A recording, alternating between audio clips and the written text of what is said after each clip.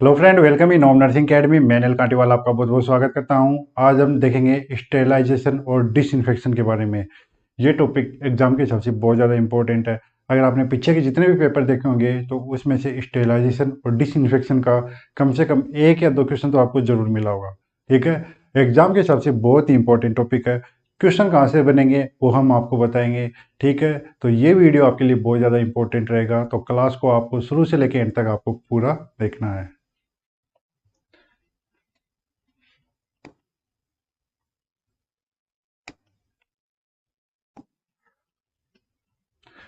तो सबसे पहले हम बात करते हैं इसके इंट्रोडक्शन की। स्टेरिलाइजेशन किसे कहते हैं? स्टेरिलाइजेशन क्या है? ये एक प्रोसेस है जिसके द्वारा कोई भी आर्टिकल या सरफेस और मीडियम है उसको फ्री फ्रॉम माइक्रो ऑर्गेनिज्म किया जाता है। ठीक है, जितने भी लिविंग माइक्रो ऑर्गेनिज्म हैं उनके द्वारा उसको क्या किया जाता है? फ्री किया जाता है। ठीक है, चाहे आपका माइक्रो ऑर्गेनिज्म जो बैक्टीरिया है या वो वेजिटेटिव फॉर्म में हो या स्पोर स्टेट में हो। ठीक है, तो उस कंडीशन से अपने को जो भी आपका इक्विपमेंट है, ठीक है, जो भी आपका मीडियम है, उसको हम क्या करेंगे? Free from micro organism. Spore क्या होते हैं? स्पोर से कई बच्चे ने मेरे को पूछ रहे थे, सर स्पोर क्या होते हैं? स्पोर बैक्टीरिया की ऐसी फॉर्म होती है जो बहुत ही डोरमेंट और रेजिडेंट होती है। ठीक है, अगर आप उसको बॉइलिंग करोगे, उसके लिए बॉइलिंग से भी वो क्या होंगे? डिस्ट्रॉय नहीं होंगे। ठीक है, वो मोस्टली ऑटोक्लेव से होते हैं। ठीक है, तो नेक्स्ट इसमें अपन बात करते हैं when sterilisation is achieved by a chemical agent. जो भी स्टेरिलाइजेशन है वो किसी केमिकल एजेंट से किया जाए तो हम उसे क्या बोलेंगे? स्टेरिलेंट। क्या बोलेंगे? स्टेरिलेंट। ठीक है, पीपीटी का यूज़ कर रहा हूँ क्योंकि क्या है कि इस वीडियो में जो भी क्लास है इसमें थ्योरी बहुत है। ठीक है, अगर मैं लिखते लिखते करूँगा तो ये वीडियो अगर 1 घंटे का बन रहा है तो वो 3 से 4 घंटे का चलेगा। ठीक है, इसीलिए यहाँ पे हम पीपीटी का यूज़ कर रहे हैं। नेक्स्ट, डिसइंफेक्शन किसे कहते हैं? डिसइंफेक्शन है वो क्या है? किलिंग, इनहिबिशन और remove of micro organism that may cause disease. ऐसे माइक्रो ऑर्गेनिज्म जो क्या कर सकते हैं? डिजीज कर सकते हैं। उनको किल करना, उनको इनहिबिट करना, रोकना, उनकी ग्रोथ को क्या करना? कम करना। तो वो क्या है? होता है, वो होता है डिसइंफेक्शन। डिसइंफेक्शन के बाद के जो भी प्रोसेस है वो हम स्टेरिलाइजेशन के बाद में देखेंगे। ठीक है, नेक्स्ट इसमें देखेंगे एंटीसेप्टिक। एंटीसेप्टिक क्या है? एंटीसेप्टिक है वो भी हम किसके लिए काम में लेते हैं? जो भी इन्फेक्शन है उसको प्रिवेंट करने के लिए काम में लेते हैं। एंटीसेप्टिक सॉल्यूशन है वो आपने देखा होगा, वो हम स्किन पे क्या करते हैं? अप्लाई करते हैं। जो भी कोई भी माइक्रो ऑर्गेनिज्म है उसको प्रिवेंट करने के लिए। आपने देखा होगा जो भी गाँव वगैरह होते हैं वहाँ पे भी हम एंटीसेप्टिक सॉल्यूशन है वो काम में लेते हैं। ठीक है, अब बात करते हैं क्लासिफिकेशन की। जो भी स्टेलाइजेशन और डिसइंफेक्शन है हम उसको दो भागों में डिवाइड करेंगे। फर्स्ट पे है आपका फिजिकल मेथड और सेकंड है केमिकल मेथड। एक है आपका क्या? फिजिकल मेथड और एक है आपका केमिकल मेथड। जो भी फिजिकल मेथड है हम उसको वापस से 4 भागों में डिवाइड करेंगे। ठीक है, उसमें देखिए सबसे पहले हम बात करेंगे हीट। सबसे पहले हम बात करेंगे हीट की, फिर सनलाइट, रेडिएशन और फिल्ट्रेशन। इसके बाद में जो भी हीट है आप देख सकते हो, जो भी हीट है इसको वापस से डिवाइड किया जाता है 2 भागों में, ड्राई हीट और मॉइस्ट हीट। किस नाम से? ड्राई हीट और मॉइस्ट हीट। अब ड्राई हीट में अदर मेथड आते हैं जिसमें आपने देखा होगा रेड हीट है, फ्लेमिंग है, इंसिनरेशन है और हॉट एयर ओवन। ये मेथड आप देख सकते हो। रेड हीट हो गया, इसमें फ्लेमिंग, इंसिनरेशन और हॉट एयर ओवन। ये किसके मेथड हैं? ड्राई हीट की। और मॉइस्ट हीट के अगर आप देखोगे तो मॉइस्ट हीट में आपको टेम्परेचर के आधार पे दिखाई देंगे, बिलो 100 डिग्री सेंटीग्रेड और एट 100 डिग्री सेंटीग्रेड टेम्परेचर और अबव टेम्परेचर 100 डिग्री सेल्सियस। तो उस पर देखिए अगर जो भी टेम्परेचर है वो 100 डिग्री सेंटीग्रेड से कम होगा तो उस पर हम क्या करते हैं? पास्चुराइजेशन करते हैं। ठीक है, और इसके साथ में वैक्सीन बाथ भी आता है, वो भी करते हैं, इंस्पिरेशन करते हैं। और टेम्परेचर 800 डिग्री, इस पे बॉइलिंग भी होता है, आपका स्टीमिंग भी होता है, और इसके साथ में टिंडेलाइजेशन भी होता है। ठीक है। और टेम्परेचर अबव 100 डिग्री सेंटीग्रेड, यानी 100 डिग्री सेंटीग्रेड से भी ज़्यादा अगर टेम्परेचर है, जो मेथड है वो काम में ले रहे हो, तो वो आता है आपका ऑटोक्लेव। ठीक है। और मैं अभी आपको बता दूंगा जो इंपॉर्टेंट है, हम फोकस किस पे डालेंगे। तो इससे पहले बात करता हूँ केमिकल मेथड की। तो केमिकल में हम देखेंगे एल्कोहल, एल्डिहाइड, फिनोल, हेलोजन और ऑक्सीडाइजिंग एजेंट। ठीक है, इन पे बात करेंगे। तो एग्जाम में जो मोस्टली क्वेश्चन आता है वो आपके हीट से आता है। हीट में भी मॉइस्ट हीट से भी कुछ पूछ लेते हैं। जो भी क्वेश्चन है ऑटोक्लेव है इंपॉर्टेंट आपका। पास्चुराइजेशन से भी क्वेश्चन आता है। पास्चुराइजेशन के लिए हम दो मेथड काम में लेते हैं, होल्डर मेथड काम में लेते हैं, फ्लैश मेथड काम में लेते हैं। और फिर ये अपना रीड, जो भी रेड हीट है, इससे क्वेश्चन आया हुआ है। इंसिनरेशन से क्वेश्चन आया हुआ है। हॉट एयर ऑन से 2 से 3 बार क्वेश्चन आया हुआ है। ठीक है। अपने एल्डिहाइड में अपन देखेंगे ग्लूटेल्डिहाइड है, फॉर्मेल्डिहाइड है, उससे भी क्वेश्चन आया हुआ है। हाइपोक्लोराइड सॉल्यूशन है, उससे भी क्वेश्चन आया हुआ है। ठीक है। तो जो भी इंपॉर्टेंट चीजें हैं सभी से हम, जो भी क्वेश्चन कहाँ से बन रहा है, उन सभी पे बात करेंगे। ठीक है। तो इनको हम आगे क्या है डिटेल में देखेंगे। तो इसमें सबसे पहले देखिए फिजिकल स्टेरिलाइजेशन। फिजिकल स्टेरिलाइजेशन, इसमें फर्स्ट आता है आपका सनलाइट। सनलाइट क्या एक नेचुरल सोर्स है। ठीक है, नेचुरल मेथड है। एग्जाम में क्वेश्चन आया हुआ है, एग्जाम में ये क्वेश्चन आया हुआ है सनलाइट पे, इंपॉर्टेंट क्वेश्चन में पूछा गया था कि कौन सा मेथड है जो नेचुरल मेथड है स्टेरिलाइजेशन का। उसमें आपका दिया था सनलाइट, रेड हीट, फ्लेमिंग, इंजीनियरेशन। ठीक है। तो उसमें राइट आंसर क्या था, सनलाइट। क्यों? क्योंकि जो सनलाइट है उसमें क्या होती है, अल्ट्रा वायलेट रेज होते हैं, यूवी रेज होती है। तो जो भी अपनी नदियां हैं, जो भी आपके खुले टैंक है, ठीक है, उसके अंदर अगर यूवी रेज डलेंगी तो वहां पे वो कैसा काम करेगी, बैक्टीसाइडल का, ठीक है, जर्मीसाइडल इफेक्ट डालेगी। तो जो भी उसके पानी के अंदर जो भी जर्म्स है, बैक्टीरिया है, वो क्या हो जाएंगे, डिस्ट्रॉय हो जाएंगे। तो ये क्या है, एक नेचुरल मेथड है। ठीक है, नेचुरल मेथड है, एग्जाम में क्वेश्चन आया हुआ है। नेक्स्ट इसमें देखेंगे फिल्ट्रेशन। फिल्ट्रेशन, फिल्ट्रेशन जैसे आप समझ सकते हो, फिल्टर करके जो भी माइक्रो ऑर्गेनिज्म है उसको क्या किया जाता है, अलग किया जाता है। तो फिल्ट्रेशन में हम क्या काम में लेंगे, फिल्टर काम में लेते हैं। फिल्टर कौन सा होगा, फिल्टर आपका होगा नाइट्रोसेलुलोज से बना हुआ होता है। एग्जाम में पूछ सकते हैं, जहां पे मैं क्वेश्चन मार्क लगा रहा हूं वो आप नोट करना। ठीक है, एग्जाम में वहां से क्वेश्चन आ सकता है। और जो भी मोस्ट कॉमन जो भी पोर है, ठीक है, आपके फिल्टर है उसके अंदर जो भी पोर है उसकी साइज कितनी होगी, वो होगी 0.22 माइक्रो, कितनी होगी, 0.22 माइक्रोमीटर। एग्जाम में क्वेश्चन आया हुआ है, इंपॉर्टेंट है। ठीक है। और इससे कौन कौन से जो भी सॉल्यूशन है उनको फिल्टर कर सकते हैं, आपका एंटीबायोटिक सॉल्यूशन हो गया, एग और सीरम मीडिया हो गया, वाटर प्योरिफिकेशन हो गया। ठीक है। तो इसमें आपको देखना है जो भी फिल्टर है उसकी साइज, उसके अंदर जो भी पोर है उसकी साइज कितनी होगी, वो होगी 0.22 माइक्रोमीटर। और किससे बना होगा, नाइट्रोसेलुलोज से। ठीक है, इस पेज पे आपको 3 क्वेश्चन मिल गए। ठीक, नेक्स्ट अपन बात करते हैं इसमें फिल्ट्रेशन ऑफ एयर। जो भी एयर है उसको फिल्टर कैसे करते हैं। आपने कोई बड़े बड़े हॉस्पिटल है वहाँ पे आपने ओटी में देखा होगा, ठीक है, ऑपरेशन थिएटर है या फिर आईसीयू है, वहाँ पे क्या रहते हैं, वहाँ पे रहते हैं हेपा फिल्टर। हेपा फिल्टर ये क्या है, high efficiency particulate air filters. ठीक है, ये किस में पाए जाते हैं, जो भी ओटीज हैं वहाँ पे आपको देखने को मिलेंगे क्या, हेपा फिल्टर।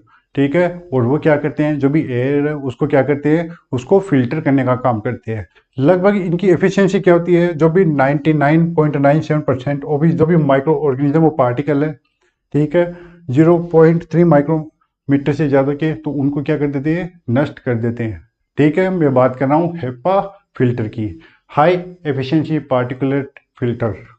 ठीक, इंपॉर्टेंट है ये भी। इसमें नेक्स्ट देखते हैं अपन रेडिएशन। रेडिएशन से एग्जाम में एक बार क्वेश्चन आया हुआ है, ठीक है। रेडिएशन में क्वेश्चन कहाँ पे आया, मैं उस पर बात करता हूँ। रेडिएशन में अपन दो तरीके का रेडिएशन देखेंगे, आयोनाइजिंग रेडिएशन और नॉन आयोनाइजिंग रेडिएशन। फर्स्ट इसमें अपन बात करते हैं आयोनाइजिंग रेडिएशन। आयोनाइजिंग रेडिएशन में क्या क्या देखेंगे, अपन देखेंगे X rays, gamma rays and cosmic rays, ठीक है। जो भी गामा रेडिएशन है उस पर ज़्यादा पूछा जाता है। रेडिएशन का अगर क्वेश्चन आया हुआ है पीछे का, तो उसमें ऑप्शन में आया था गामा रेडिएशन। कहाँ पे करते हैं वो अभी मैं बता देता हूँ। इसका मैकेनिज्म क्या होगा, कैसे काम करेगा, तो जो भी रेडिएशन है वो कैसे काम करता है, ब्रेकेज ऑफ डीएनए, जो भी डीएनए है उसको क्या करता है, ब्रेक करता है विदाउट टेम्परेचर राइज। टेम्परेचर बढ़ाए बिना ही क्या है कि जो भी माइक्रो ऑर्गेनिज्म है उसके डीएनए में क्या देखने को मिलेगा, ब्रेकेज देखने को मिलेगा। तो डीएनए ब्रेक हो जाएगा तो माइक्रो ऑर्गेनिज्म भी क्या हो जाएगा, नष्ट हो जाएगा। टेम्परेचर नहीं बढ़ा, ठीक है, बिना टेम्परेचर बढ़ाई जो भी आपने माइक्रो ऑर्गेनिज्म उसको नष्ट कर दिया है, डिस्ट्रॉय कर दिया है, तो इसको हम क्या बोल सकते हैं, इसी और क्या बोलते हैं, कोल्ड स्टेरिलाइजेशन, ठीक है। जो भी रेडिएशन मेथड है उसको हम क्या बोल सकते हैं, कोल्ड स्टेरिलाइजेशन। एक क्वेश्चन और बन गया, ठीक है, इंपॉर्टेंट है एग्जाम के हिसाब से। नेक्स्ट इसको कहाँ पे काम में लेते हैं, डिस्पोजेबल प्लास्टिक आइटम्स, जो भी डिस्पोजेबल प्लास्टिक आइटम्स है और रबर और प्लास्टिक सिरिंज है और डिस्पोजेबल आपके प्लास्टिक आइटम्स है, ठीक है, उनके लिए अपन काम में लेते हैं। इसके अलावा जो भी आपके इन्फ्यूजन सेट हो गए, आईवी सेट हो गए, कैथेटर हो गई, उसके लिए हम क्या काम में लेते हैं, आपका जो भी गामा रेडिएशन है, आयोनाइजिंग रेडिएशन है, वो काम में लेते हैं, ठीक है। इंपॉर्टेंट है catgut sutures, bone and tissue graft and adhesive dressing, antibiotics और हॉर्मोन्स है, उसके लिए आप क्या काम में लोगे, गामा रेडिएशन, ठीक। नेक्स्ट मैं बात करता हूँ नॉन आयोनाइजिंग रेडिएशन। इसमें क्या होता है, include infrared and ultraviolet radiation, ठीक है। उसमें आपको कॉस्मिक रेज देखने को मिल रही थी, उसमें आपको गामा रेज और एक्स रेज देखने को मिल रही थी, इसमें आपको इंफ्रारेड यूवी रेडिएशन है वो देखने को मिलेगा। तो इसके अंदर जो भी डोज है उसकी कितनी होगी, 250 से 300 नैनोमीटर वेव लेंथ होगी और 30 मिनट के लिए ये क्या करेंगे, ठीक है, 30 मिनट के लिए करेंगे। जो भी आपकी ओटी है, ठीक है, लेमिनार फ्लो हुड है, उनको हम क्या करते हैं, इसके साथ में क्या करते हैं, स्टेरिलाइज करते हैं, ठीक है। तो मोस्टली जो क्वेश्चन आता है वो आपका गामा रेडिएशन से अगर कोई पूछेगा तो वो यही पूछेंगे, डिस्पोजेबल प्लास्टिक आइटम और रबर प्लास्टिक सिरिंज। कैथेटर के बारे में पूछ सकते हैं, ठीक है, आपके आईवी सेट्स के बारे में, इन्फ्यूजन सेट्स है उनके बारे में वो पूछ सकते हैं, ठीक। नेक्स्ट इसमें अब देखेंगे हम,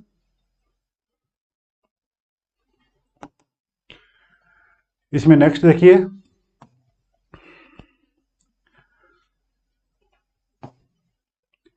हीट। नेक्स्ट जो भी मेथड है इंपॉर्टेंट है, हीट है, यहाँ से क्वेश्चन आएगा। क्वेश्चन कहाँ से आएगा, अपन इस पे भी बात करेंगे। नेचर ऑफ हीट, हीट की नेचर के अकॉर्डिंग जो भी हीट का मेथड है वो दो तरीके का होता है, एक होगा आपका ड्राई हीट और एक होगा आपका मॉइस्ट हीट, ठीक है। अब इसमें देखेंगे मैकेनिज्म ऑफ एक्शन है वो कैसे करेगा। जो भी ड्राई हीट है उसमें जो भी मैकेनिज्म एक्शन है वो चार तरीके से होता है, तो उसको याद करने की एक ट्रिक है, CODE। सी का मतलब होता है आपका चेयरिंग, ठीक है, क्या होता है, charring, oxidative damage, denaturation of bacteria, इसमें होगा चेयरिंग, मतलब जो भी बैक्टीरिया उसका ऑर्गेनिक मटेरियल है उसको डिस्ट्रॉय कर देंगे, ठीक है। ऑक्सीडेटिव डैमेज, उसके अंदर जो भी डीएनए प्रोटीन है वो डैमेज हो जाएगा तो भी बैक्टीरिया क्या है, मर जाएगा। डीनेचुरेशन, बैक्टीरियल प्रोटीन, जो भी बैक्टीरिया प्रोटीन है उसको डीनेचर कर देंगे। और इलेवेटेड लेवल्स ऑफ इलेक्ट्रोलाइट्स, ठीक है। इसी के कारण से क्या होता है, जो भी बैक्टीरिया क्या होता है, डैमेज हो जाता है।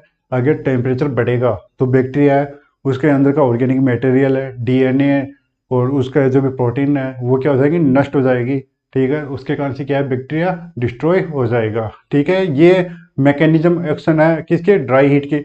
और इसी तरीके से मॉइस्ट हीट भी काम करता है, क्या, ठीक है, तो वो भी क्या करता है, डीनेचुरेशन करता है प्रोटीन का और कोगुलेशन का काम करता है प्रोटीन के, ठीक।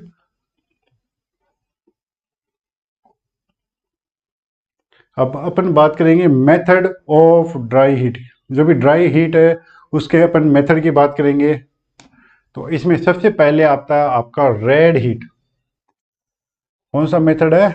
Red heat. रेड हीट से क्या मतलब है?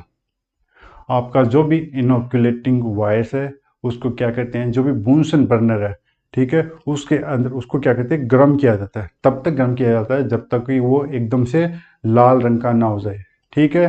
रेड हीट जैसे क्या है कि वो लाल रंग का ना हो जाए तब तक उसको हम क्या करते हैं, गर्म करते हैं। किसको? इनोकुलेटिंग वायर्स को। एग्जाम में इससे क्वेश्चन आया हुआ है, क्वेश्चन आया हुआ है इसे एग्जाम में। इनोकुलेटिंग वायर है, उसके लिए आप कौन सा मेथड काम में लेते हैं? तो वो है आपका रेड हीट, ठीक है। Next, flaming. इसके अंदर क्या किया जाता है? इस मेथड के अंदर आप जो भी लपट होती है बुनसन बर्नर की, उसके अंदर से निकालते हैं, उसके अंदर से निकालते हैं, न कि उसको पकड़ के रखते हैं, ठीक है। अगर आप पकड़ के रखोगे, उसको गर्म करते रहोगे, तो वो क्या हो जाएगा, वो होता है आपका रेड हीट का मेथड।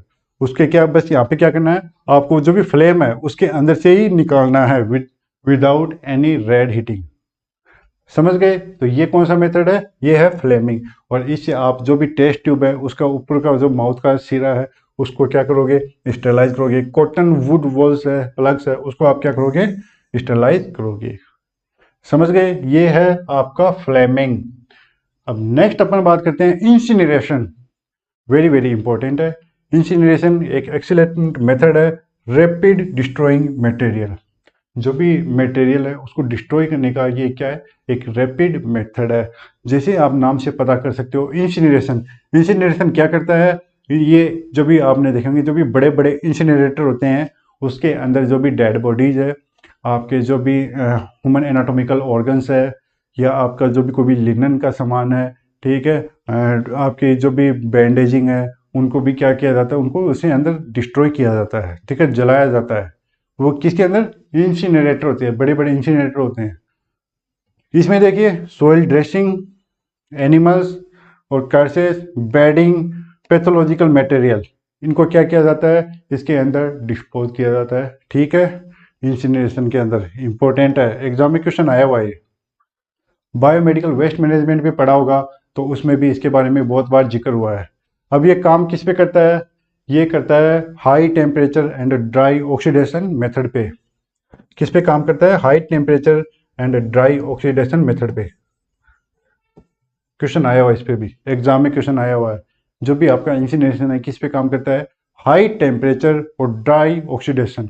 टेम्परेचर इसका कितना होता है लगभग? इसका होता है 1400 से 2200 डिग्री फ़ारेनहाइट, या आप सेल्सियस में बात करो तो 870 से 1200 डिग्री सेल्सियस। जहाँ पे भी स्टार लगा रहा हूँ या क्वेश्चन मार्क लगा रहा हूँ, वो पीछे के एग्जाम में से क्वेश्चन आए हुए हैं, ठीक है। अभी तक आपको मैंने 6 से 7 क्वेश्चन है वो बता दिए गए कि क्वेश्चन कहाँ से आए हैं, ठीक है। तो ये चीज़ें आप मार्क करते रहना, इम्पोर्टेंट है, ये बहुत ही ज़्यादा इम्पोर्टेंट है। नेक्स्ट देखेंगे हम हॉट एयर ओवन के बारे में। हॉट एयर ओवन कैसे काम करता है? इसके लिए जो भी टेम्परेचर रिक्वायरमेंट कितनी होती है, वो होती है 160 degree centigrade for 1 hours. Exam में इससे भी क्वेश्चन आया हुआ है। आप क्या करते हो, आप जो भी हॉट एयर ओवन से है, क्या स्टेलाइजेशन का काम कर रहे हो, तो उसके लिए टेम्परेचर की आवश्यकता कितनी रहेगी? 160 डिग्री सेंटीग्रेड, ठीक है। 160 डिग्री सेंटीग्रेड आपने टेम्परेचर रखा, तो उसके बाद में कितने टाइम तक रखोगे? तो वो आप रखोगे मिनिमम 1 आवर, कम से कम 1 घंटे के लिए। कौन से जो भी आइटम्स है, कौन से मटेरियल है, उनको स्टेलाइज करोगे? तो जो भी आपके ग्लास प्रोडक्ट्स है, ठीक है, जो भी आपके कांच के प्रोडक्ट्स है, हम उनको क्या करेंगे, स्टेलाइज करेंगे। जैसे आपके all glass series, petri dishes, test tube, flask, pipettes, cotton swabs और स्कैल्पेल हो गए, सीसर्स हो गए, लिक्विड पैराफिन, इससे क्वेश्चन आया हुआ है, डस्टिंग पाउडर, ठीक है। इन सबको हम क्या करेंगे, इससे स्टेलाइज करेंगे। तो जो भी ग्लास प्रोडक्ट है उससे अगर आप मोस्टली आपको पूछ ले कि choice of sterilisation for glass product, तो वो क्या होगा, वो होगा आपका hot air oven. Glass product के लिए लिख रहा हूं यहां पे, ठीक है, चॉइस है ये इंपॉर्टेंट। क्या करोगे? हॉट एयर ओवन, ठीक है। इसमें नेक्स्ट इसके बारे में बात करते हैं। तो जो भी स्टेलाइजेशन कंट्रोल किया जाता है हॉट एयर ओवन का, तो वो किससे किससे करते हैं? इसमें देखिए, इसमें एक स्पोर काम में लिया जाता है। कौन सा काम में लेंगे? क्लोस्ट्रीडियम टिटेनिका। स्पोर काम में लिया जाता है कौन सा? Clostridium tetani.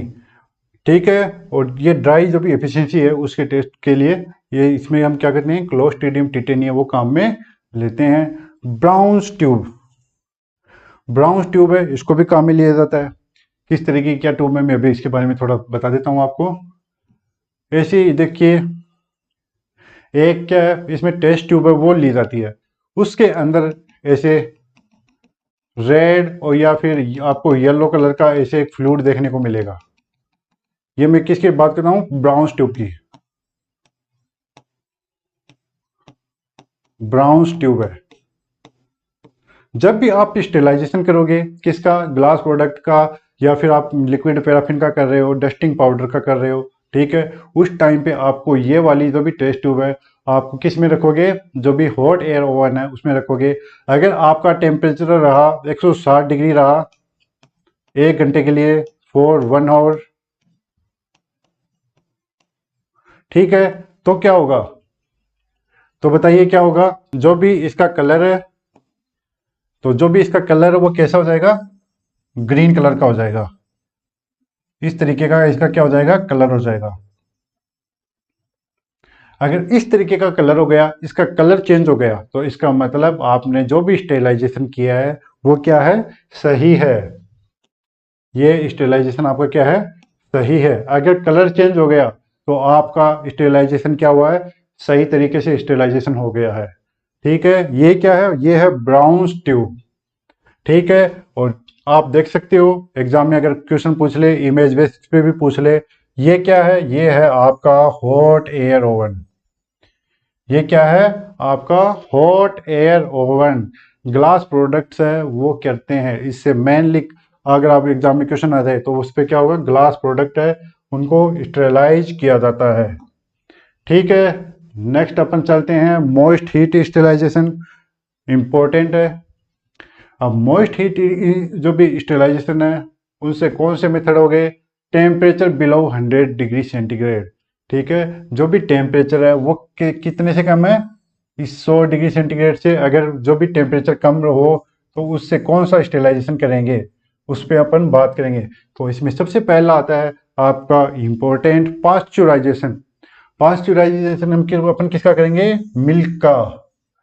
अपने अदर प्रोडक्ट हैं, जूस वगैरह आते हैं, उनका भी पास्चुराइजेशन किया जाता है, लेकिन मोस्टली जो एग्जाम से क्वेश्चन आया हुआ किसे आया? मिल्क से। एग्जाम में क्वेश्चन आया हुआ था कि पास्चुराइजेशन के लिए आप मोस्टली कौन सा, सॉरी, वो एग्जाम में क्वेश्चन ये आया था कि मिल्क है उसका स्टेलाइजेशन करना है तो उसके लिए कौन सा मेथड काम में लोगे? आपको ऑप्शन में दे दिया इंसिनरेशन दे दिया, आपको ऑप्शन में दे दिया हॉट एयर ओवन दे दिया, आपको दे दिया कि आप हाइपोक्लोराइड से डिसइंफेक्शन करोगे या फिर पास्चुराइजेशन करोगे। तो राइट आंसर क्या होगा? वो होगा पास्चुराइजेशन। एग्जाम में क्वेश्चन आया हुआ है, पीछे के पेपर आप निकाल के देख सकते हो। होल्डर मेथड काम में लेते हैं।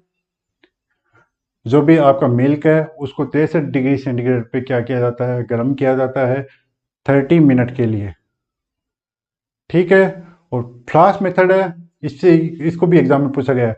होल्डर मेथड का मेरे को याद नहीं है, लेकिन फ्लास्क मेथड का पता है, इससे एक बार एग्जाम में से क्वेश्चन आया हुआ है। टेम्परेचर कितना होगा? 72 डिग्री सेंटीग्रेड। और कितने टाइम के लिए? 20 सेकंड के लिए। उसके बाद में इसको क्या किया जाता है? इसको ठंडा किया जाता है कितने पे? 13 डिग्री सेंटीग्रेड पे। ठीक है। ये कौन सा मेथड है? ये है आपका फ्लास्क मेथड। इसको अपन एक तरीके का शॉक स्टेलाइजेशन भी बोलेंगे। किस तरीके से? अचानक से उसका टेम्परेचर बढ़ाया फिर उसको कूल किया। ठीक है। जो भी मिल्क है उसमें क्या एक तरीके से क्या किया? शॉक देने का काम किया, जिससे क्या है कि जो भी बैक्टीरिया है वो डिस्ट्रॉय हो जाए। ठीक है। ये क्या था? पास्चुराइजेशन का मेथड। नेक्स्ट मैं बात करता हूँ वैक्सीन बाथ।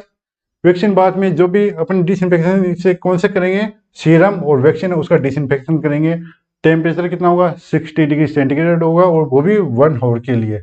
एग्जाम में से अभी तक इसके बारे में मैंने क्वेश्चन देखा नहीं है। इंपॉर्टेंट तो इसमें पास्चुराइजेशन है। इंस्पिसेशन है, इसको हम क्या बोलते हैं? फ्रैक्शन स्टेलाइजेशन भी बोलते हैं। ये लगभग आप रेगुलर 3 दिन तक करते हैं। ठीक है। 20 मिनट तक करते हैं। और टेम्परेचर कितना होगा इसका? 80 टू 85 डिग्री सेंटीग्रेड। ठीक है। 20 नहीं 30 मिनट तक करते हैं। ठीक। और इससे स्टेलाइजेशन किस का करोगे, जो भी एग बेस्ड स्टेलाइजेशन करते हैं, LJ and Dorset egg medium, serum based medium, Loeffler, cellular slope. ठीक है, इनसे इतना अभी तक तो मैंने क्वेश्चन देखा नहीं। इंपॉर्टेंट है यहाँ पे सिर्फ पास्चराइजेशन ऑफ मिल्क, आप इस पे फोकस कर लेना थोड़ा सा। नीचे वाला है वैक्सीन बात है, इंस्पीशिएशन है, इनसे अभी तक क्वेश्चन अभी तक नहीं आया। ठीक। नेक्स्ट अपन बात करते हैं मोस्ट हीट स्टेलाइजेशन का अगला मेथड जो होगा, कौन से टेम्परेचर पे, कितने टेम्परेचर पे होगा, वो होगा temperature 800 degree centigrade, 100 degree centigrade पे। तो 100 डिग्री सेंटीग्रेड पे एक मेथड तो वही आता था जो सबको पता है कि 100 डिग्री सेंटीग्रेड पे क्या है, पानी उबलने लगता है। कौन सा मेथड है, बॉइलिंग का। ठीक है, बॉइलिंग। तो इसमें फर्स्ट देखेंगे बॉइलिंग मेथड, जो भी आपके इक्विपमेंट्स है वो उबलते हुए पानी में डाल दिए जाते हैं। ठीक है, कौन सा मेथड हो गया, बॉइलिंग।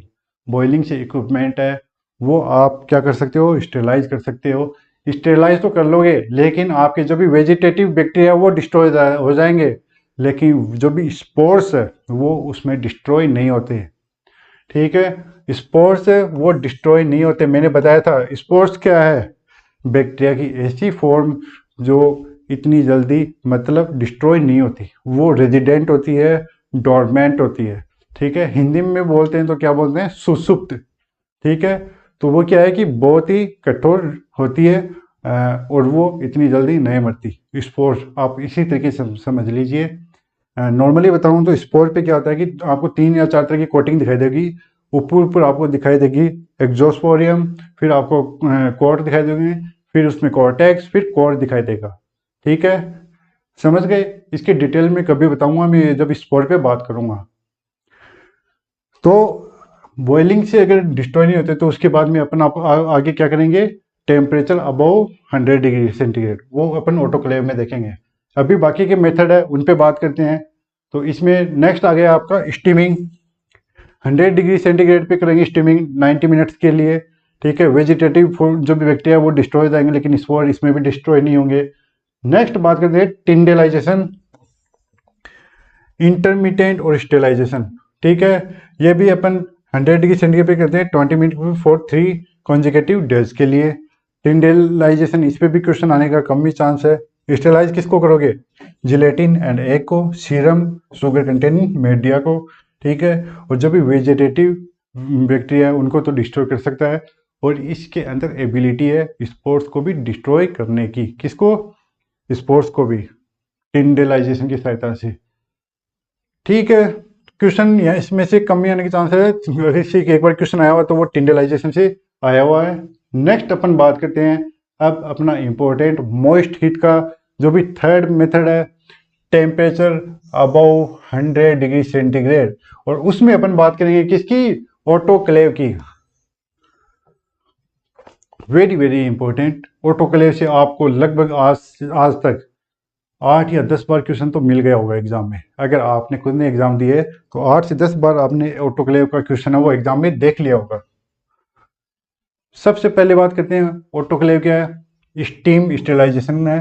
ठीक है, स्टीम स्टेलाइजेशन का मेथड है जिसको अपन जिसमें किसको करते हैं, ऑटोक्लेव करते हैं। इस प्रोसेस को ऑटोक्लेविंग कहते हैं। ठीक, और इसको आजकल अगर कई जगह पे आप देखोगे तो इसको कोई मॉडिफाइड कुकर भी बोलते हैं। ठीक है, next sterilisation condition. Sterilisation condition कितनी होगी, ये एग्जाम में बहुत बार क्वेश्चन आया हुआ है। आज भी तक 5 या 6 से ज़्यादा बार क्वेश्चन आ गया। 121 डिग्री सेंटीग्रेड होगा, टाइम होगा आपका 15 to 20 मिनट, और प्रेशर होगा आपका 15 psi। वेरी वेरी इंपॉर्टेंट, सभी को आ रहा होगा मेरे हिसाब से। अगर कोई नर्सिंग की तैयारी कर रहा है तो उसको ये जरूर पता है कि ऑटोक्लेव है उसमें टेम्परेचर, टाइम और प्रेशर वो कितना रहेगा। टेम्परेचर रहेगा आपका 121 डिग्री सेंटीग्रेड, टाइम रहेगा आपका 15 मिनट, प्रेशर रहेगा आपका 15 LBS। ठीक है, और नेक्स्ट है इंपॉर्टेंट लाइन, इसको हम क्या बोलते हैं, क्या कंसिडर करते हैं, best and effective method of sterilization. Exam में 2 से 3 बार क्वेश्चन आया हुआ है। Best and effective method of sterilization अपन किसको बोलते हैं, वो बोलते हैं अपन ऑटोक्लेव को। ठीक है, बहुत ही ज्यादा इंपॉर्टेंट है। ऑटोक्लेव से अपन क्या स्टरलाइज करते हैं, तो उससे अपन जो भी कल्चर मीडिया है, इस एग्जाम से क्वेश्चन आया हुआ है, कल्चर मीडिया है उसको स्टराइल किया जाता है। रबर गुड्स है, जो भी रबर का सामान है, ठीक है, उसको अपन स्टराइल कर लेते हैं। अपनी सीरीज है, गाउन एंड ड्रेसिंग्स है, उनको भी अपन क्या करते हैं, स्टराइल करते हैं। समझ गए, इंपॉर्टेंट है, एग्जाम में बहुत बार क्वेश्चन आया हुआ है। जो भी जरूरी बातें हैं मैं आपको वही बता रहा हूँ। स्टेलाइजेशन कंट्रोल है वो किससे करोगे, तो उसके लिए इसमें एक बैक्टीरिया काम में ले जाता है। बैक्टीरिया कौन सा है, वो है आपका बेसिलस स्टेरियोथर्मोफिलस। वैसे ही काम में लेते हैं जैसे मैंने थोड़ी देर पहले आपको हॉट एयर ओवन में बताया था। उसी तरीके से आपको एक टेस्ट ट्यूब है, उसके अंदर आपको उस जो भी बेसिलस स्टेरियो थर्मोफिलस है वो उसमें आपको देखने को मिलेगा। वो आप किसके अंदर रखोगे, आप ऑटोक्लेव के अंदर रखोगे। जब आप उसको बाहर निकालोगे तो आपको उसका कलर चेंज दिखाया अगर मिलेगा, तो इसका मतलब क्या है कि आपका जो भी ऑटोक्लेव वो सही तरीके से हुआ है, आपका स्टेलाइजेशन है वो उसने सही तरीके से काम किया है। एग्जाम में से एक बार क्वेश्चन आया हुआ है, एक बार ही आया हुआ है, ठीक है। बहुत से मतलब कम ही स्टूडेंट्स को पता है कि ये इसका वैसे पूरा नाम है जियो बेसिलस। ये भी एग्जाम में ये भी आ सकता है जियो बेसिलस, ठीक है, जियो बेसिलस स्टेरियोथर्मोफिलस, ठीक है, नाम थोड़ा सा टफ है, जियो बेसिलस स्टेरियोथर्मोफिलस। और इसमें ब्राउन ट्यूब भी काम में लेते हैं, और ऑटोक्लेव ट्यूब भी टेप्स आती हैं वो भी काम में लेते हैं। ऑटोक्लेव टेप्स आपने देखी होगी, ऐसे टेप्स आती है, नॉर्मली आपको ऐसी टेप्स दिखाई देगी। आप जो भी मटेरियल है आप उस पर टेप लगाओगे, उसको ऑटोक्लेव में रखोगे, फिर ऑटोक्लेव करने के बाद में जैसे आप बाहर से निकालोगे, अगर वो सही तरीके से क्या हुआ है, अगर वो सही तरीके से स्टरलाइज हुआ है तो आपको ऐसी लाइनें दिखाई देगी। जो भी आपको टेप है उस पर ऐसी लाइनें दिखाई देंगी, ठीक है। अगर ऐसी लाइनें दिखाई दी तो आप समझ जाओगे कि क्या हुआ है, ये अच्छी तरीके से स्टेरलाइज हो गया। अपन ने ऑटोक्लेव किया है वो सही तरीके से ऑटोक्लेव हो गया है, ठीक है। नेक्स्ट में अपन देखते हैं डिसइंफेक्शन। स्टेरलाइजेशन है वो अपन ने पूरा देख लिया, ठीक है। अब बात करते हैं अपन किसकी, डिसइंफेक्शन की। तो डिसइंफेक्शन में अपन सबसे पहले इसकी वापस से वो एक वो डेफिनेशन देख लेते हैं। Disinfection is the killing, inhibition, removal of microorganism that may cause disease। Disinfection क्या है, एक ऐसी प्रोसेस जिसके द्वारा जो भी माइक्रो ऑर्गेनिज्म है उनको मारा जा सके या उनको रोका जा सके, उनकी ग्रोथ है उनको रोक सके। क्योंकि वो क्या कर सकते हैं, वो डिजीज फैला सकते हैं, और अपने को रोकना है कि जो भी पैथोजेंस है वो जो भी डिजीज है वो ना फैलाए। तो इसीलिए अपन क्या काम में लेते हैं, डिसइंफेक्टेंट सॉल्यूशन काम में लेते हैं। इस प्रोसेस को क्या बोलते हैं, डिसइंफेक्शन, ठीक है। अब दो तीन टर्म की बात करता हूं जो एग्जाम में पूछे जाते हैं। कॉनकरेंट डिसइंफेक्शन। कॉनकरेंट का क्या मतलब होता है, कॉनकरेंट का मतलब होता है साथ साथ।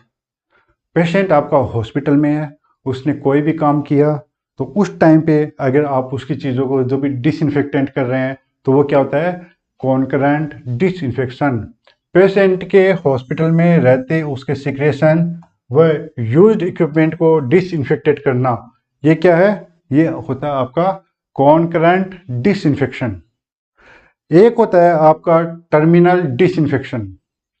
पेशेंट का डिस्चार्ज हो गया, ठीक है, पेशेंट का डिस्चार्ज हो गया या फिर पेशेंट की डेथ हो गई, उसके बाद में उसके जो भी इक्विपमेंट है या जो भी बेड है या जो भी अपना हॉस्पिटल का एरिया है अपन उसको डिसइंफेक्ट करवा रहे हैं, तो वो क्या होता है, वो होता है टर्मिनल डिसइंफेक्शन। पेशेंट के साथ में रहता है, वो हो गया आपका कॉनकरेंट। पेशेंट के मरने के बाद में, ट्रांसफ़र आउट होने के बाद में, पेशेंट की डेथ है या फिर उसको डिस्चार्ज होने के बाद में जो भी डिसइंफेक्शन करते हैं वो होता है आपका टर्मिनल डिसइंफेक्शन।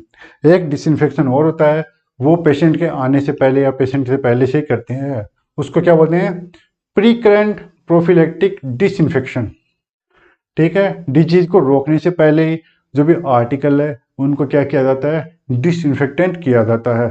तो वो क्या है, वो है आपका प्रीकरेंट या फिर आप क्या बोल सकते हो, prophylactic disinfection. Example purification of water and pasteurization of milk. ठीक है, तो ये मेथड है किसके, डिसइंफेक्शन की। अब इसमें आगे जो भी केमिकल मेथड है वो अपन देखेंगे, एग्जाम में कहाँ से क्वेश्चन आया हुआ है उस पर अपन बात करते हैं। एल्कोहल अच्छा मेथड है किसका, डिसइंफेक्शन का। तो इसके अंदर एथिल एल्कोहल, एथेनॉल और आइसोप्रोपिल एल्कोहल उसको काम में लिया जाता है। फर्स्ट में बात करूं आपके एथिल एल्कोहल, ठीक है, उसको अपन क्या बोलते हैं, सर्जिकल स्प्रिट। कितना होगा वो, 70%। आप हैंड रब में भी काम में लेते हैं। किस में काम में लेते हैं, हैंड रब एज ए एंटीसेप्टिक। हैंड रब पता होगा ना सभी को, हैंड रब रबिंग करते हैं वाया हैंड रब। उसके अंदर क्या आता है आपका, एथिल एल्कोहल आता है। कितना परसेंट, 70%। एग्जाम में क्वेश्चन आया हुआ है, कितना परसेंट हुआ है आपका, 70%। नेक्स्ट में बात करता हूँ आइसोप्रोपिल एल्कोहल। इसको जो भी आपके क्लिनिकल थर्मोमीटर है, बाकी जो भी छोटे मोटे इक्विपमेंट है उसको क्लीन करने के लिए काम में लेते हैं। ठीक, नेक्स्ट में बात करता हूँ एल्डिहाइड की। तो जो भी एल्डिहाइड है उसमें अपन बात करेंगे फॉर्मेल्डिहाइड और बात करेंगे अपन किसकी, ग्लूटैल्डिहाइड की। ठीक है, तो फॉर्मेल्डिहाइड है, फॉर्मेल्डिहाइड क्या है, बेस्ट यूज्ड मेथड है for preservation of anatomical specimen. आपने लैब में देखा होगा, लैब में गए हो वहाँ पे बोटल्स में क्या किया जाता है, कईयों में मेंढक है, कईयों में अलग अलग तरीके के जो भी क्या है ये एनिमल्स वगैरह छोटे मोटे होते हैं ना, उनको क्या करके उसमें पैक करके रखते हैं और वो काफ़ी दिनों तक चलते हैं। क्यों, क्योंकि उसके अंदर क्या होता है, उसके अंदर आपको भरा रहता है फॉर्मेलिन। फॉर्मेलिन क्या है, 10% सॉल्यूशन ऑफ फॉर्मेल्डिहाइड। ठीक है, वो उसको गलने से उसको क्या करता है, प्रिजर्व करता है, बचाता है। नेक्स्ट है फॉर्मेल्डिहाइड है, ये गैस यूज में किया जाता है किसमें, फ्यूमिगेशन में। फ्यूमिगेशन आपने किया होगा, ओटी ओटी का तो फ्यूमिगेशन होता रहता है, फॉगिंग करते रहते हैं। तो उसके अंदर अपन क्या सॉल्यूशन काम में लेते हैं, फॉर्मेल्डिहाइड सॉल्यूशन काम में लेते हैं। उसके साथ सिल्वर नाइट्रेट भी काम में लेते हैं, किसमें, फ्यूमिगेशन में। Next, preparation toxoid from toxins, it is toxic irritation and corrosive metals. ठीक है, तो जो भी टॉक्सोइड है उनसे टॉक्सिन प्राप्त करने के लिए इसको क्या किया जाता है, काम में लिया जाता है, किसको, फॉर्मेल्डिहाइड को। नेक्स्ट अपन बात करेंगे ग्लूटैल्डिहाइड। एग्जाम में 2 से 3 बार क्वेश्चन आया हुआ है। ग्लूटैल्डिहाइड जो भी आपके स्कोपिक इक्विपमेंट है, एंडोस्कोप हो गया, सिस्टोस्कोप हो गया, ब्रोंकोस्कोप हो गया,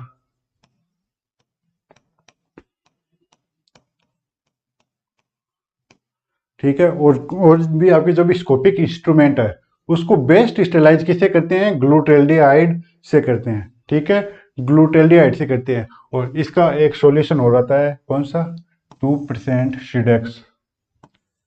ठीक है, 2% सिडेक्स इसका सॉल्यूशन नहीं, इसका नाम आता है। ठीक है, ब्रांड नेम से भी आता है, 2% सिडेक्स से। ठीक है, और 20 मिनट तक इसको क्या करेंगे अपन, डिसइंफेक्ट सॉल्यूशन इसमें अंदर रखेंगे। नेक्स्ट इसमें देखिए, इसको जो भी आपका ग्लूटेलियाइड है उसको क्या किया जाता है, एक्टिवेट किया जाता है। उसके लिए एक्टिवेटर काम में लिया जाता है। किससे एक्टिवेट करोगे, वो आप करोगे जो भी एल्केनाइजेशन आते हैं उससे काम में लेते हैं। ठीक है, बाइकार्बोनेट वाले सॉल्यूशन होते हैं उससे अपन क्या करते हैं, इसको एक्टिवेट करते हैं। एक बार आपने जैसे एक्टिवेट कर लिया तो आप इसको कितने दिन के अंदर काम में लोगे, 14 दिन के अंदर। क्वेश्चन आया हुआ है एग्जाम में, ये शायद नोट सेट में पिछले से पिछले नोट सेट में या फिर दिल्ली वाले एग्जाम में क्वेश्चन आया हुआ था। ठीक है, इंपॉर्टेंट है ये क्वेश्चन, आया हुआ था पीछे के पेपर में, मेरे को याद है एक बार जरूर एग्जाम में क्वेश्चन आया हुआ था।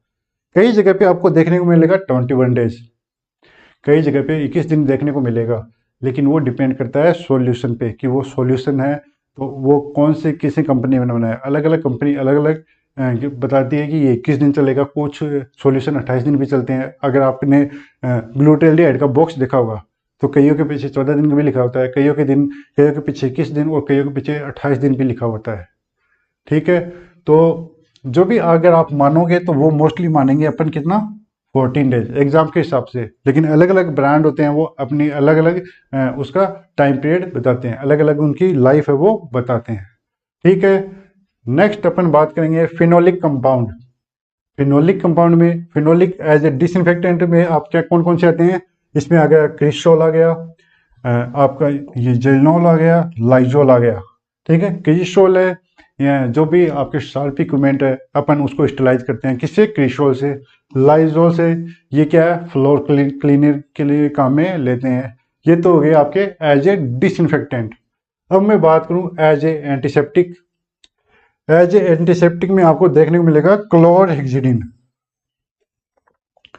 क्लोरहेक्सिडिन, ठीक है, ये एक बेटर चॉइस है किसकी, सेवलोन से बना हुआ है। ठीक है, एक्टिव इंग्रेडिएंट है किसका, सेवलोन से।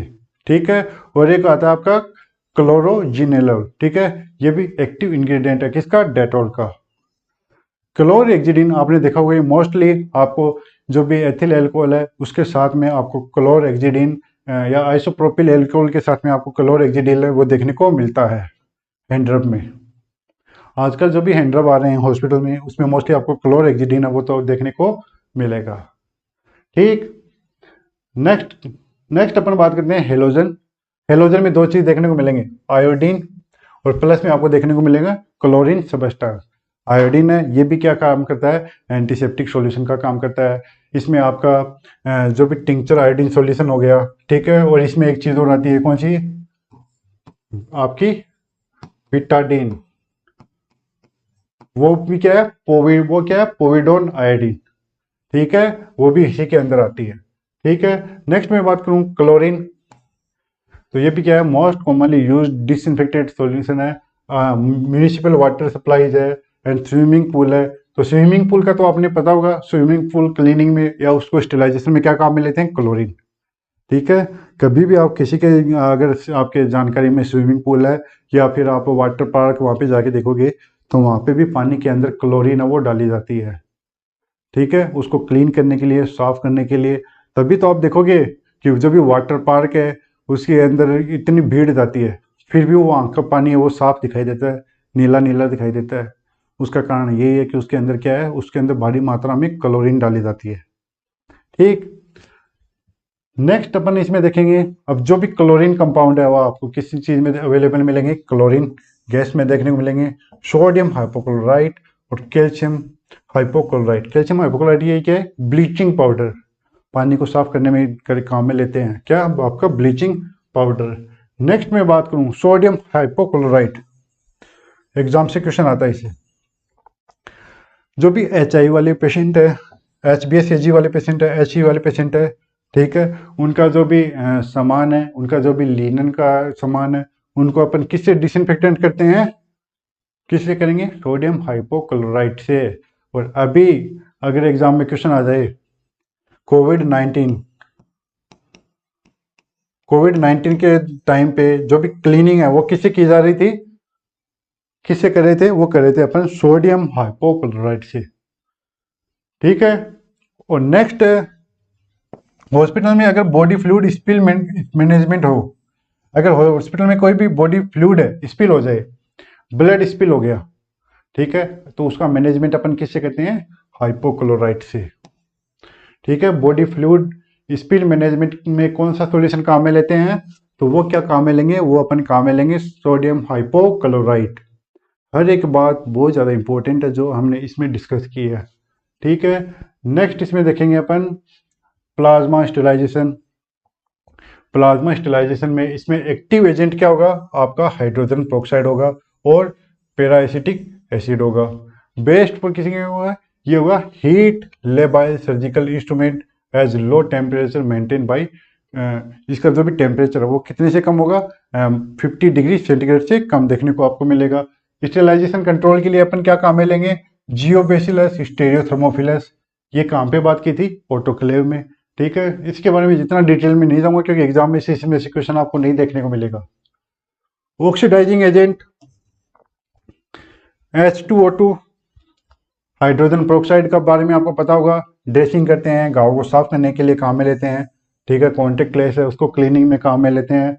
KMnO4 थोड़ी देर पहले बताया था, पोटेशियम परमैंगनेट, माउथ के एसिड बात इसमें काम में लेते हैं। डाइज जेंसन वॉयलेट और यूज फॉर स्किन डिसइंफेक्शन। ठीक है, जो भी डाई है आपने जेंसन वॉयलेट देखोगी, जेंसन वॉयलेट अपने जो भी शाई आती है ब्लू कलर वाली, उस तरीके की होती है। इस स्किन डिसइंफेक्शन में वो उसको क्या करते हैं, काम में लेते हैं। ठीक है, अब नेक्स्ट अपन बात करेंगे इंपॉर्टेंट पॉइंट की, जहां से एग्जाम में क्वेश्चन आ सकता है। रिव्यू करवा रहा हूँ ये मैं आपको, ठीक है, दोबारा से रिव्यू करवा रहा हूँ। जो भी आपके इनोकुलेटिंग वायर और लूप्स है, किसके द्वारा स्टेलाइज करोगे? आपके रेड हीट से। क्वेश्चन बना हुआ है, ग्लास वेयर्स, ग्लास प्रोडक्ट्स है, इसमें आपकी ग्लास सीरीज हो गई, पिपेट्स हो गई, पैट्री डिश हो गई, फ्लास्क हो गई, टेस्ट ट्यूब हो गई। किसके द्वारा करोगे? किसके द्वारा करोगे? हॉट एयर ओवन के द्वारा।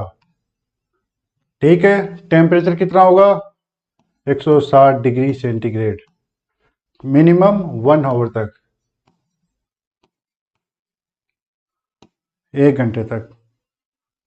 ठीक है, नेक्स्ट, जो भी डिस्पोजेबल आइटम्स है, किसके द्वारा स्टेलाइज करते हैं? किसके द्वारा करेंगे? गामा रेडिएशन, आयनाइजिंग रेडिएशन में मैंने बताया था। ठीक है, डिस्पोजेबल आइटम्स है, डिस्पोजेबल आपकी डिस्पोज सिरिंज हो गई, उसको किसके सहायता से करेंगे? ये एग्जाम में क्वेश्चन आया हुआ है, किसके सहायता से? गामा रेडिएशन की सहायता से। अप्रॉन हो गए, ग्लव्स हो गए, गाउन हो गए, ड्रेसिंग हो गई, किसके सहायता से करोगे स्टेलाइजेशन? तो वो करेंगे अपने ऑटोक्लेव की सहायता से। Very very important. ठीक है, बेस्ट एंड इफेक्टिव मेथड है, बेस्ट एंड इफेक्टिव स्टेलाइजेशन का मेथड है।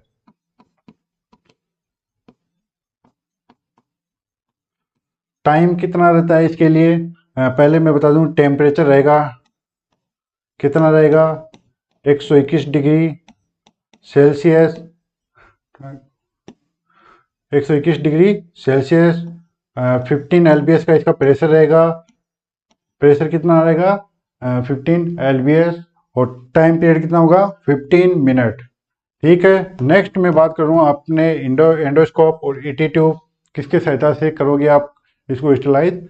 ग्लूट्रेल्डिहाइड की सहायता से, जिसको सीडेक्स भी बोलते हैं। ठीक है, जो भी आपके स्कोपिक आइटम आ गए, स्कोपी आइटम्स, जो आइटम्स है उनके पीछे अगर स्कोपी वर्ड लग रहा है, तो आप उनको किसके द्वारा स्टेलाइज करोगे? ग्लूट्रेल्डिहाइड की सहायता से।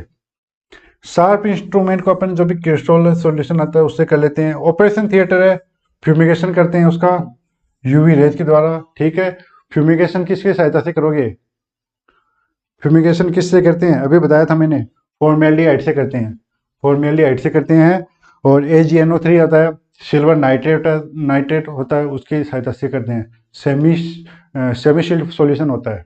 ठीक है, next, disinfectant for HIV and HBsAg, HIV HBsAg, कोविड-19, इन सब का अगर जो भी इक्विपमेंट है, ठीक है, जो भी लिनन है, इनका अपन डिसइंफेक्शन वो किसकी सहायता से करेंगे? सोडियम हाइपोक्लोराइट की सहायता से करेंगे। एक आपके लिए इंपॉर्टेंट क्वेश्चन, अगर आपने कोई एंडोस्कोप काम में लिया है HIV वाले पेशेंट का, HIV वाले पेशेंट का एंडोस्कोप आपने काम में लिया है, तो आप उसको किसकी सहायता से स्टेलाइज करोगे? तो उसका राइट आंसर होगा, क्या होगा? वो होगा ग्लूट्रेल्डिहाइड। ठीक है, HIV वाला पेशेंट हो, अगर एंडोस्कोप है, तो उसको आप किससे करोगे? ग्लूट्रेल्डिहाइड से। चाहे वो HIV वाला हो, तो भी आप सोडियम हाइपोक्लोराइट सॉल्यूशन काम में नहीं लेंगे। एक क्वेश्चन और आया हुआ है एग्जाम में, स्पुटम, स्पुटम है, उसका उसको स्टेलाइजेशन करने का मेथड है, वो क्या होगा? क्या करोगे? उसको बर्न करना है। कैसे? स्पुटम है, स्पुटम को एक कागज पे डालोगे, फिर उस कागज को जला दोगे। ये हो गया स्पुटम स्टेलाइजेशन का मेथड। मेरे हिसाब से जो भी इम्पोर्टेंट है, एग्जाम में से क्वेश्चन आया हुआ है, मैंने उन पे सभी पे एक एक पे बात की है। ये टॉपिक है एग्जाम के हिसाब से बहुत ज़्यादा इम्पोर्टेंट है। अगर आपको समझ में आया तो इस वीडियो को लाइक कीजिए, शेयर कीजिए, जो भी आपका कमेंट है कमेंट सेक्शन में ज़रूर डालिए। ठीक है, और अगर आप अभी तैयारी कर रहे हो नर्सिंग ऑफिसर एग्ज़ाम की, CHO एग्ज़ाम की, तो उसके लिए हमारे पास कोर्स अवेलेबल है। नर्सिंग ऑफिसर एग्ज़ाम का भी कोर्स अवेलेबल है, CHO एग्ज़ाम का भी कोर्स अवेलेबल है। वो आपको मिल जाएगा हमारी एप्लीकेशन पे। हमारी एप्लीकेशन डाउनलोड कर लीजिए। हमारी एप्लीकेशन का नाम है Om nursing academy. Om nursing academy, Google play store पे जाके सर्च करना आपको, ठीक है। और जाइए एप्लीकेशन को डाउनलोड कीजिए, उस पर रजिस्टर कीजिए, कोर्स को ज्वाइन कीजिए। वहाँ पे आपको हमारी पीडीएफ मिल जाएंगे, मेगा टेस्ट मिलेंगे, प्रीवियस ईयर के पेपर मिल जाएंगे, subject test, no nursing part और रिकॉर्डेड वीडियो लेक्चर्स है वो भी आपको देखने को मिल जाएंगे। इम्पोर्टेंट है सब कुछ एग्जाम के हिसाब से, ठीक है। तो अभी ज्वाइन कर लीजिए। तो फिलहाल के लिए इतना ही। ओम नर्सिंग एकेडमी के साथ जुड़ने के लिए आप सभी का बहुत बहुत धन्यवाद।